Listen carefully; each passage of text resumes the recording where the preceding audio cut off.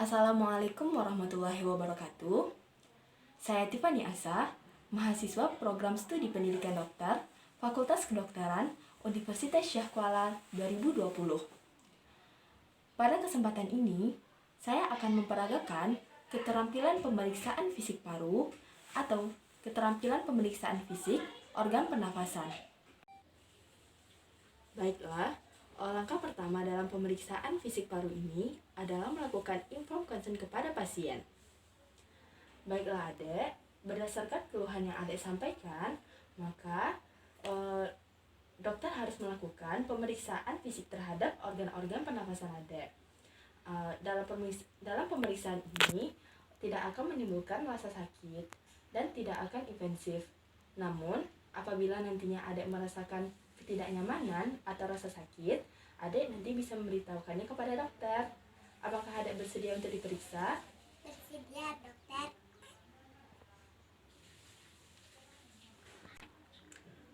Setelah mendapatkan persetujuan dari pasien, maka kita akan memulai tindakan pemeriksaannya. Langkah pertamanya adalah kita amati wajah pasien.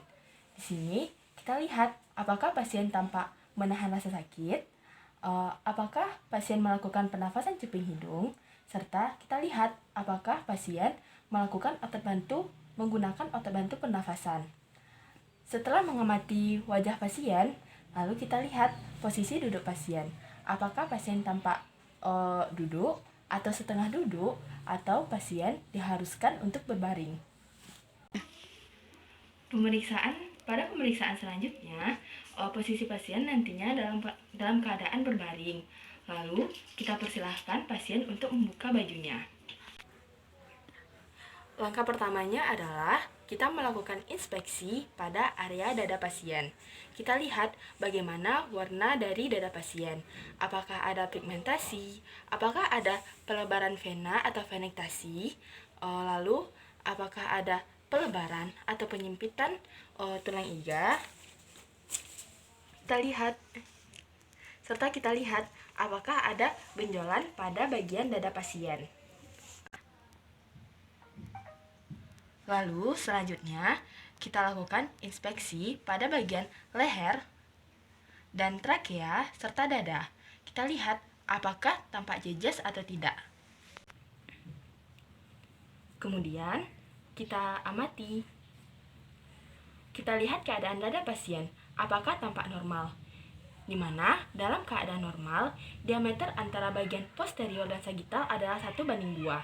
Sedangkan pada beberapa kelainan paru seperti emphysematus lung, perbandingannya adalah 1:1 atau biasa disebut dengan dada tong atau barrel chest. Kita lihat juga kelainan bentuk pada dada pasien. Apakah pectus excavatum atau dada burung dan pectus carinatum.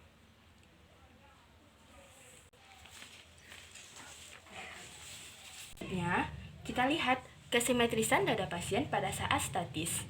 Kita lihat apakah simetris antara bagian kanan dan kiri pasien. Karena pada beberapa kelainan bisa saja bagian kiri lebih cekung daripada bagian kanan dikarenakan adanya penarikan oleh fibrosis atau lektasis.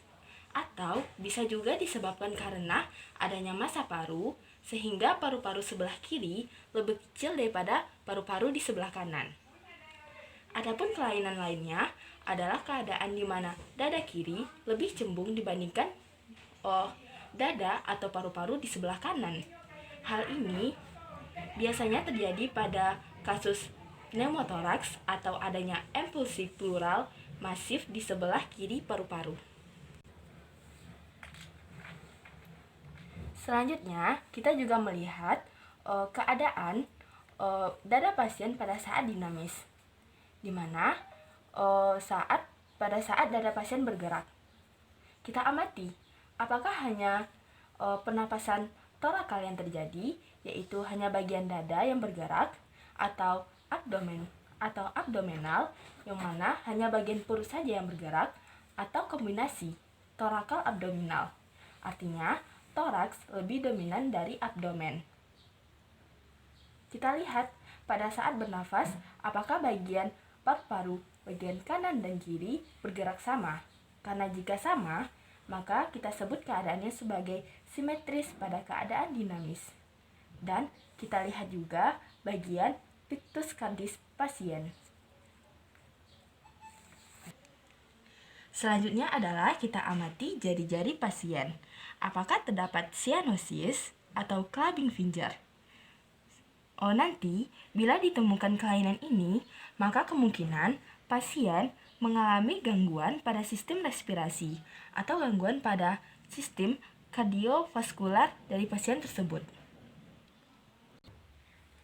Selanjutnya, kita akan melakukan palpasi pada area dada pasien. Di sini, kita akan mengamati untuk menemukan adanya benjolan-benjolan pada area dada pasien.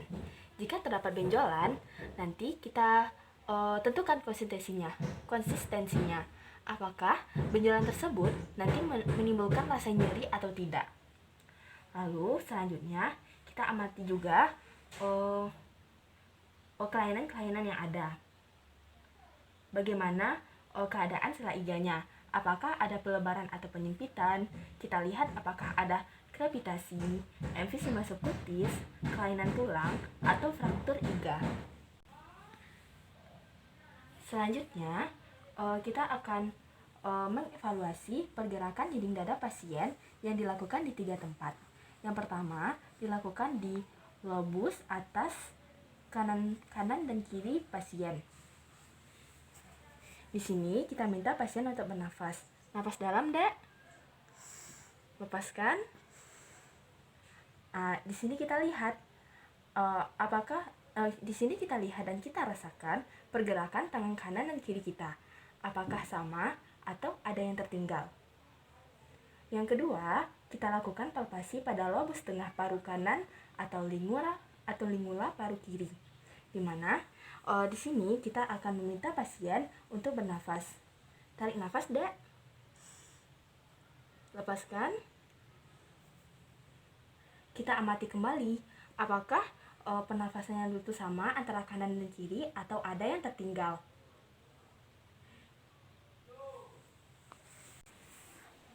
Selanjutnya, kita raba juga bagian paru-paru pasien, bagian bawah, kanan dan kiri. Lalu kita minta pasien untuk bernafas. Ambil nafas, Dek. Lepaskan. Kita cermati kembali, apakah ada kelainan atau tidak. Kalau misalnya terjadi kelainan di mana salah satu bagian kanan atau kiri pasien ada yang tertinggal, berarti pada bagian tersebut terdapat kelainan seperti fibrosis, atelektasis, atau massa paru. Jadi, pada pemeriksaan palpasi ini, kita meraba pergerakan, kemudian kita mengkonfirmasi apa saja yang kita lihat waktu melakukan tindakan inspeksi tadi.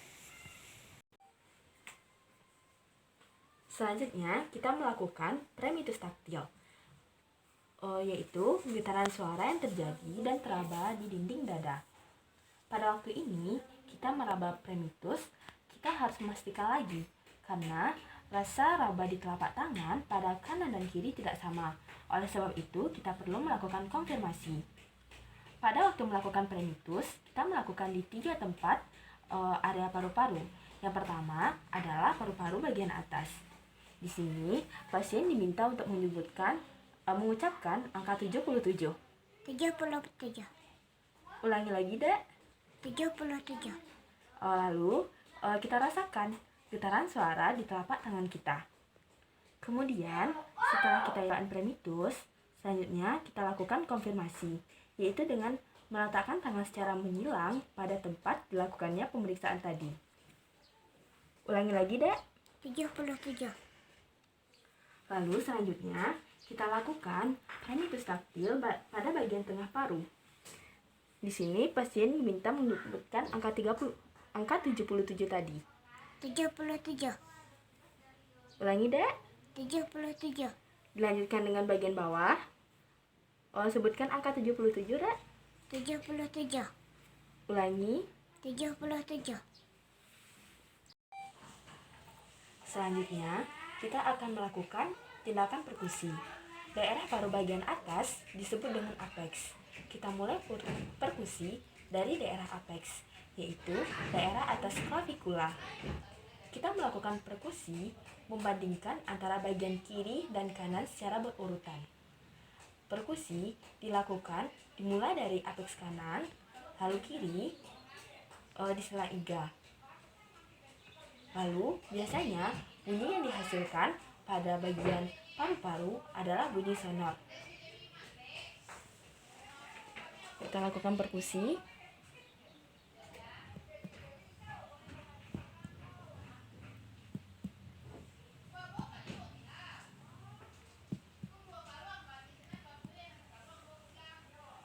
Lalu kita amati bunyinya. Tadi kan sudah disebutkan bahwa bunyi yang biasa dihasilkan pada area paru-paru adalah bunyi sonor.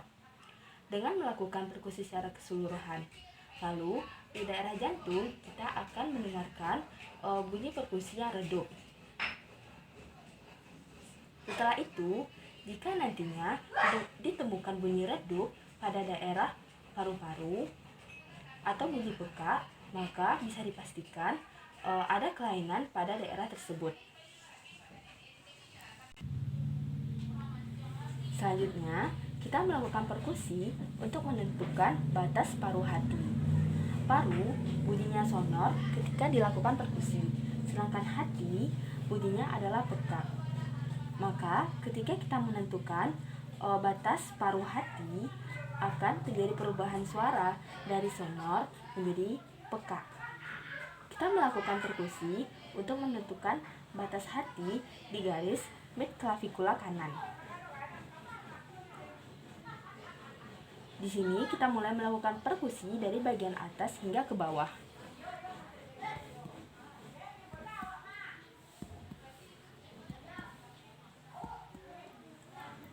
Lalu kita amati perubahan bunyi hasil dari perkusi, dari sonor hingga menghasilkan bunyi peka.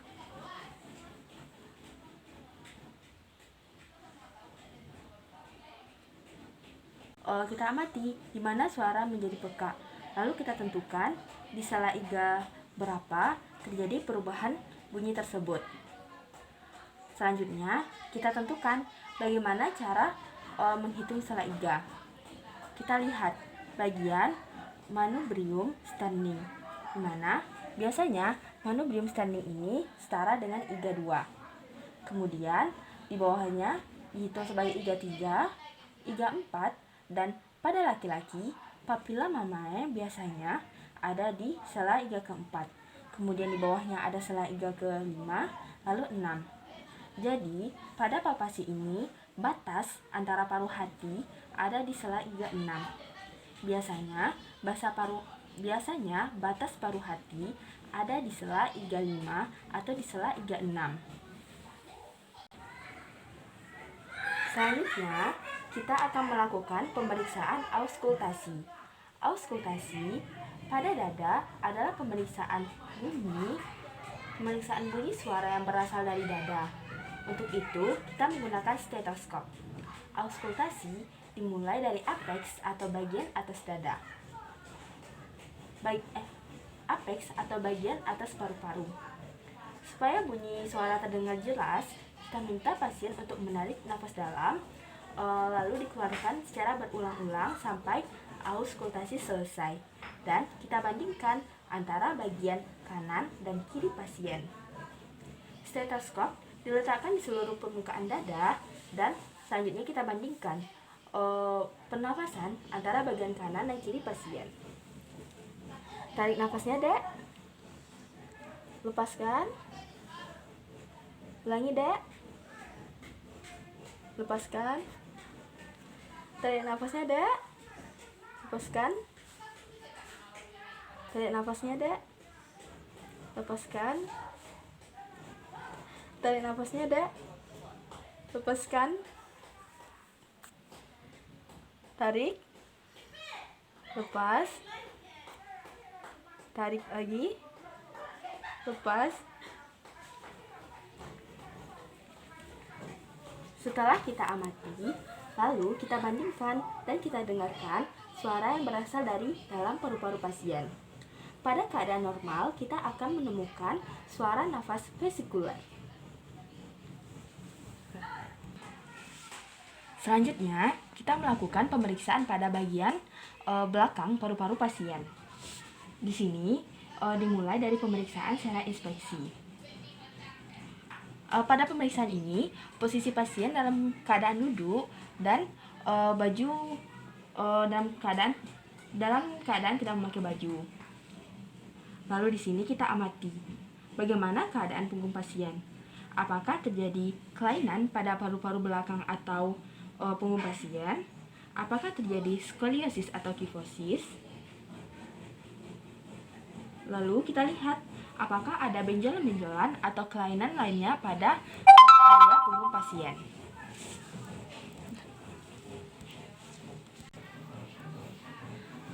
Selanjutnya, kita melakukan palpasi atau meraba pada bagian paru-paru belakang atau punggung pasien. Dimulai dengan perabaan umum untuk melihat adanya benjolan. Lalu kita lihat apakah ada krepitasi atau emfisema subkutis. Kemudian selanjutnya kita melakukan frenitus. Dimulai dari paru-paru bagian atas. Di sini kita minta pasien mengucapkan angka 77. Ucapkan 77, Dek. 77. Kita konfirmasi. 77, Dek. 77. Lalu bagian paru-paru bagian tengah. 77, Dek. 77. Kita konfirmasi kembali. 77, Dek. 77. Lalu bagian paru-paru paru-paru bagian bawah. 77, Dek. 77. Kita konfirmasi. 77, Dek. 77. Selanjutnya adalah kita melakukan pemeriksaan perkusi. Di sini pasien diminta untuk menyilangkan tangannya. Silakan, Dek. Tujuannya adalah agar skapula lebih terbuka. Lalu kemudian kita lakukan perkusi di paru-paru bagian belakang, dimulai dari bagian atas, tengah, hingga bawah, yang dimulai dari kanan ke kiri.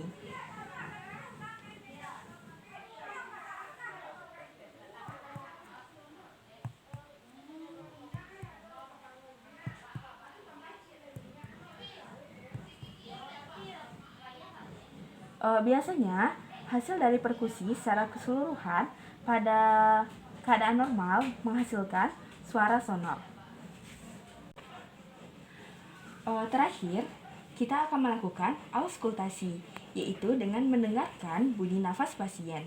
Di sini, pasien diminta untuk melakukan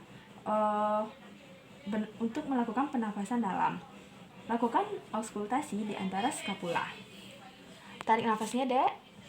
Lepaskan. Tarik, Dek. Lepaskan. Tarik nafasnya, Dek. Lepaskan. Tarik. Lepas. Tarik, Dek. Lepas. Tarik. Lepas. Di sini kita bandingkan bagaimana pernafasan sebelah kanan dan kiri pasien secara keseluruhan. Lalu, pada kondisi normal, hasil dari auskultasi ini akan menemukan suara nafas vesikuler. Jangan lupa untuk menyampaikan hasil pemeriksaan kepada pasien. Adek, dari pemeriksaan yang dilakukan tadi, maka keadaan fisik pernafasan Adek dalam keadaan normal. Demikian telah diperagakan pemeriksaan fisik paru atau pemeriksaan fisik pada organ respirasi. Wassalamualaikum warahmatullahi wabarakatuh.